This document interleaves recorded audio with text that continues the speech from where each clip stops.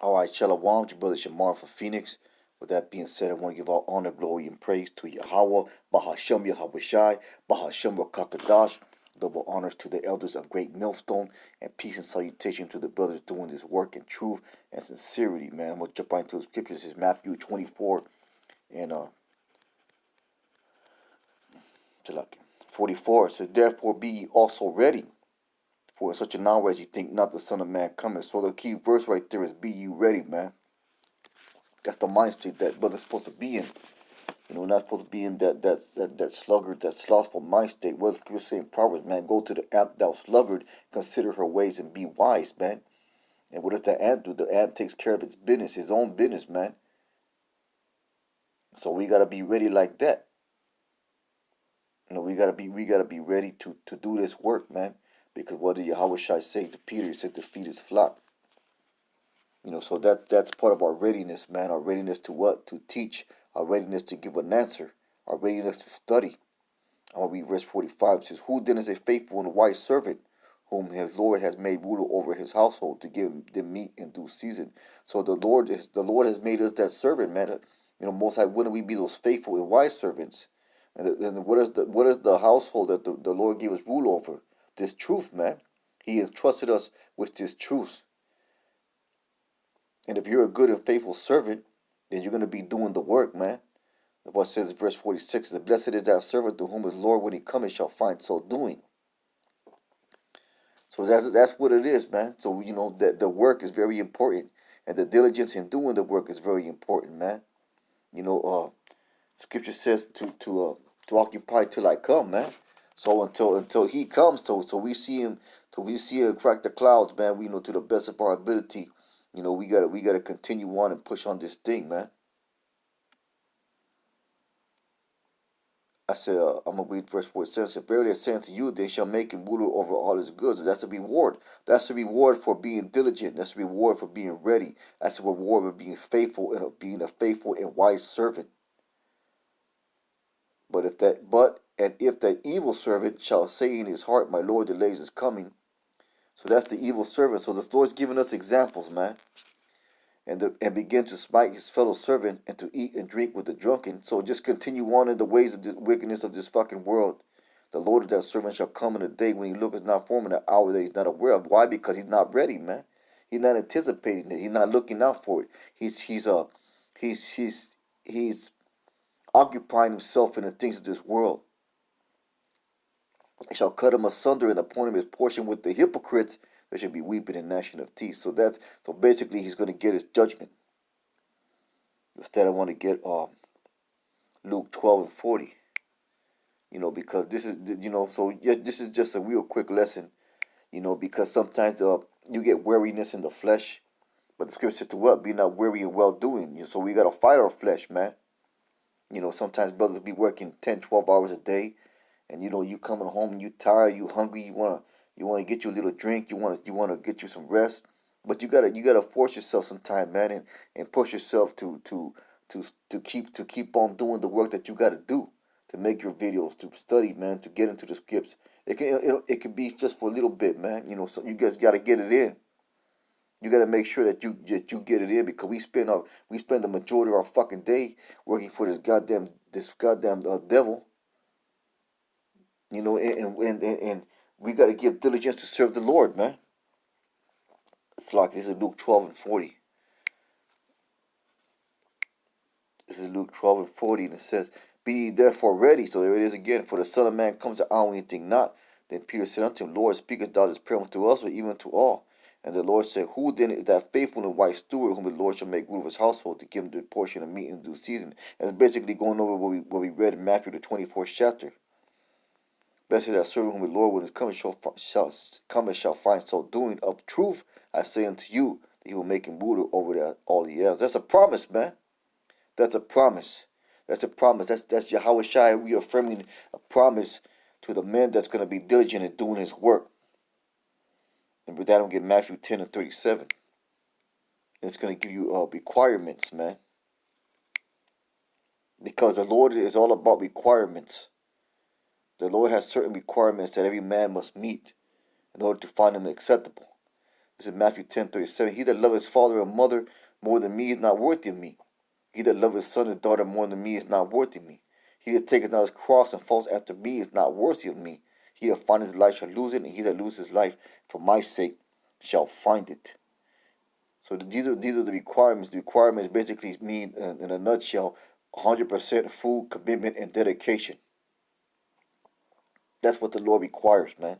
That Romans 12:1, that reasonable sacrifice. With that, I'm going to get Ephesians 4:11.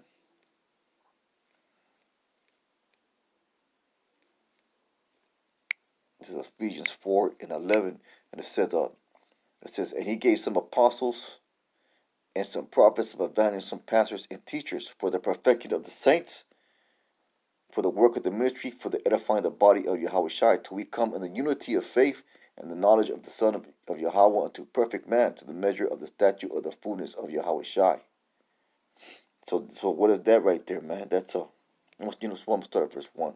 I therefore, the prisoner of the Lord, because we are prisoners of the Lord, man, because we are bound to his he was bound to his deeds. We are bound to his rulership. We doing what the Lord tells us to do. We are the prisoner of the Lord, man.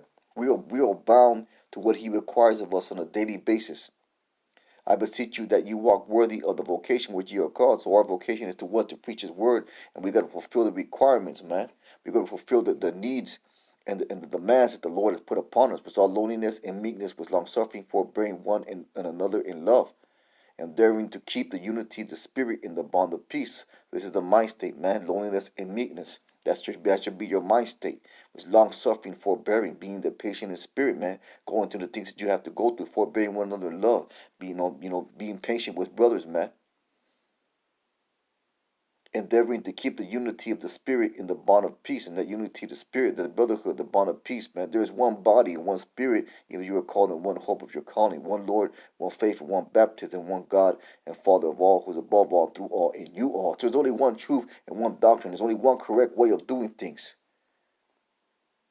There's no lone wolves, man. There's no, going on your own thing. The apostles and others, a great millstone, have already set down what that way is. They already gave us examples of what that way is, according to how to do this truth, man. Because they gave us the examples. They gave us examples of diligence. They gave us examples of behavior.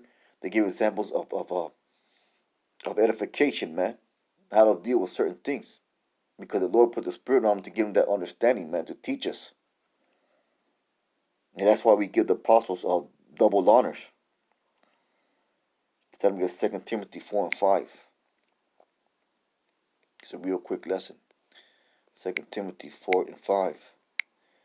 It says 2 Timothy 4:5. But watch thou in all things, endure affliction, through the work of evangelist, make proof of thy ministry. So in doing the work and going through doing the things that we got through the work, we still have to endure afflictions.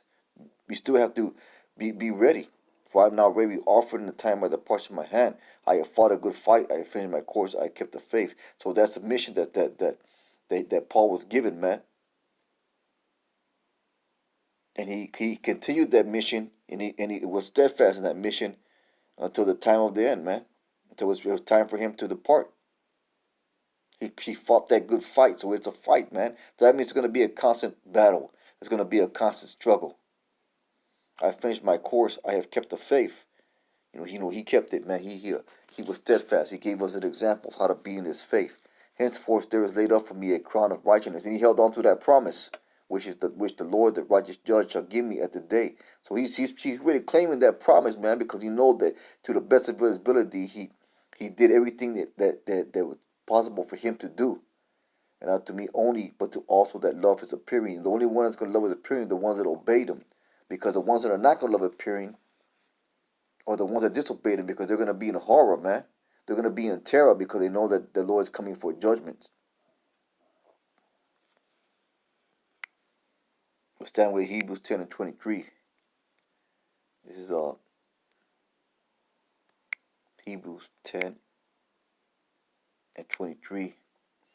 And it says, let us hold fast profession of our faith without wavering. So there's that. So see, that proves a focus and commitment.